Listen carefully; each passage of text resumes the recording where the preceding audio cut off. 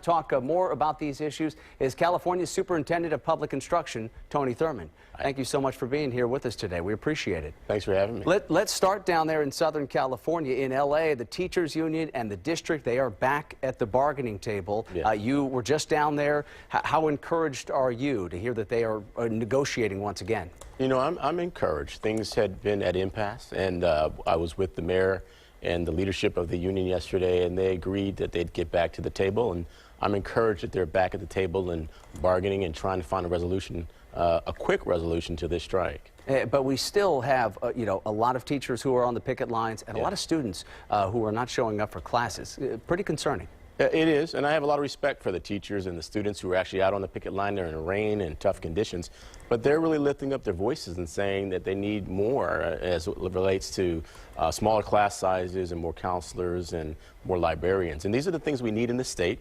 We got to figure out ways to fund these programs and support teachers and ultimately support our students to get a better education. So in the LAUSD, it seems like the two big issues here in this dispute are teacher pay, and as well as hiring more staff members, more of these sort of auxiliary staff members to support those teachers. But in terms of salary, it sounds like the two sides are, you know, only a 0.5% apart here. It seems like it should be relatively easy to kind of find some middle ground there. Why has it been so challenging? This is unlike the strikes we've seen in the past. The teachers really are close on salary, but they're saying it's more important to improve working conditions that impact the students, more counselors. And so that's where there's a disagreement about, is there enough money to actually pay for more staffing levels? That's the heart of the disagreement between teachers and the administration in the district. All right, well, obviously hoping for, I know you're hoping for a quick resolution of things down there in LA. We want to bring it a little bit closer to home now, because here in Oakland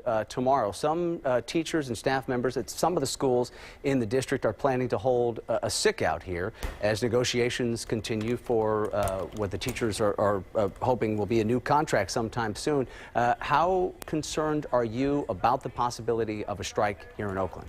You know, we always try to avert a strike if we can, and we'll be reaching out to all sides and monitoring the developments. I think there's a lot of similarities in Oakland to what's happening in LA.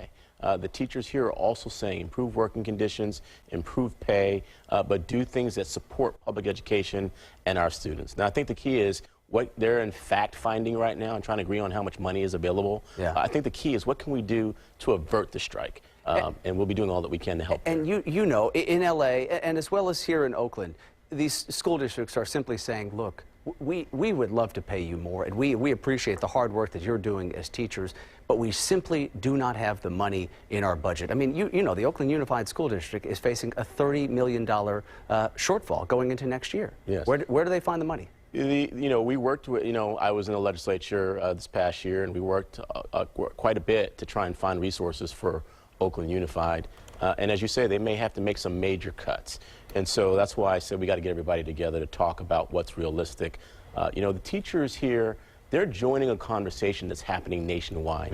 We've seen teachers walk out of classes all across the country to say we've got to do better as it relates to our teacher pay. And Oakland teachers are amongst the lowest paid in the Bay Area. We all know the high cost of living here, and so we got to get creative, you know, and we're looking for programs like teacher housing to support our workforce. At the end of the day, I think this will come down to a sense of trust, that people are working together within the resources they have. And can we avoid a strike in Oakland? I think it's possible. I think it's the goal. It's what we'll all be working on, you know, in the next couple of days. Okay. Superintendent of Public Instruction here in California, Tony Thurmond. Appreciate your time. Thank you. Thanks so much.